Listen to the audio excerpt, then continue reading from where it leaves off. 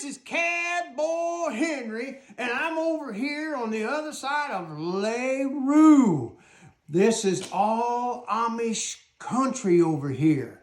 There's a lot of old Amish. There's a lot of old traditional Amish, and everywhere you go, there's horses. There's wagons being pulled by horses. When we're on our way over here, we've seen a team of horses plowing a field. But Cowboy Henry is over here today. I don't have my cowboy hat on because we left the house a little bit too fast because I wanted to get over here before it got too late. But we're over here with Tony. He lives here in the Amish community, and I want to show you what his honey house looks like. He sells honey.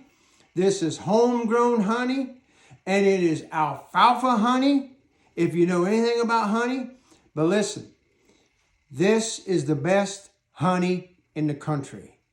I guarantee you, But first thing I want to show you is, look at here. This is what he heats his honey house with.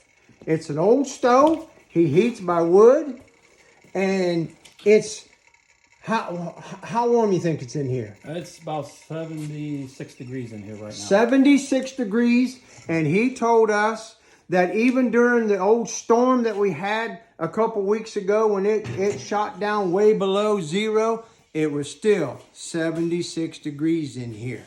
Now, I consider this man a honey expert. He knows everything about honey, and I didn't know there was different kind. How many numbers of honey is there? We can produce about 72 different flavors out of Ohio. 72 different flavors of honey. And I want to show you a little bit of the examples over here on the table.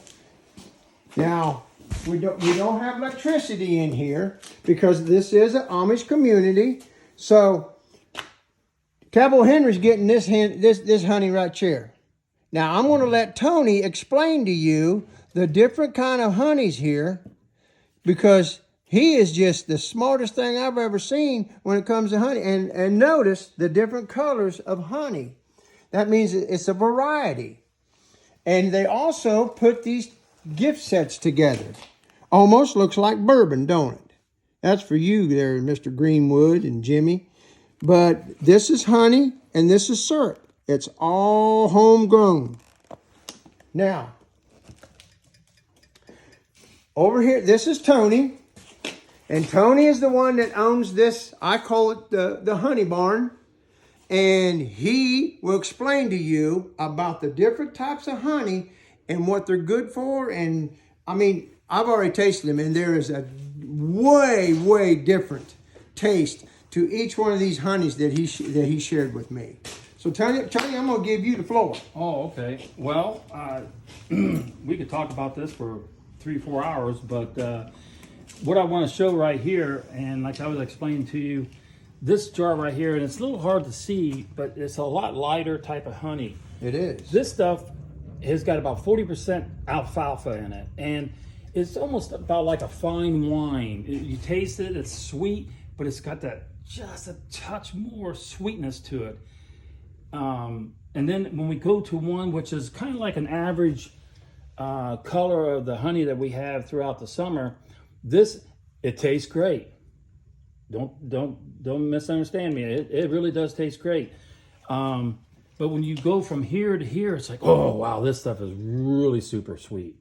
Now let's go to the extreme and then come right here to this one. Wow. And you can really see the difference now. Mm-hmm. This almost looks like coffee. It does look like coffee, but what's kind of neat about it, and you sampled it, but this has a little bit more of a bolder sweetness to it. Yes, it does. And it doesn't taste like molasses, if you've ever tried molasses, but it's just, it's like a heartier tasting honey. It's sweet, it's just more heartiness to it. Mm-hmm. It's kind of hard to explain unless you try it. Some people will take honey like this and they'll call it wildflower.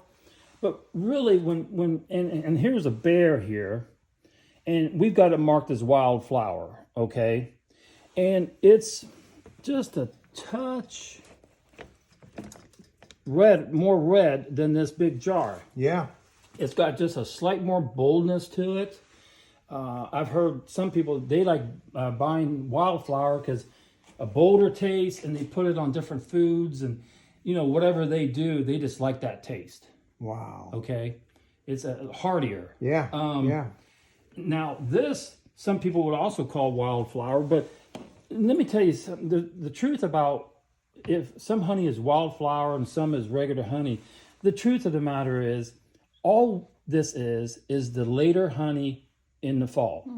Like the honey we get in the spring and like in May and June, it could even be a lot lighter than this. I got some honey that almost looks like water. Wow. And people look at it and say, well, why you got a jar of water? And I tell them, no, that's a jar of honey that you've never tried before. And then as the bees are making the honey throughout the summer, the honey will get more red color, and then it'll get more of a reddish and a darker reddish.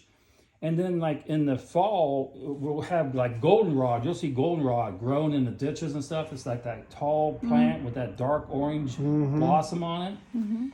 Then you start getting honey like this dark one right here. That's got a little bit of goldenrod in it. And if you, as you tasted, it's like it definitely is stronger. Oh, there's definitely stronger. It is definitely stronger. So there are so many different colors of honey and different flavors. I had one neighbor down the road, and she had some, I forget the name of the plant, but she brought a sample in, and it tasted really sweet. And then at the end of that taste in your mouth, you got a quick mint taste. Yeah. Oh, was that stuff awesome. Everybody wanted a quart jar of that stuff. Oh, wow. And I don't remember the name of the plant. So when people say honey is honey, no, that's not true. Now, let's look at this jar here.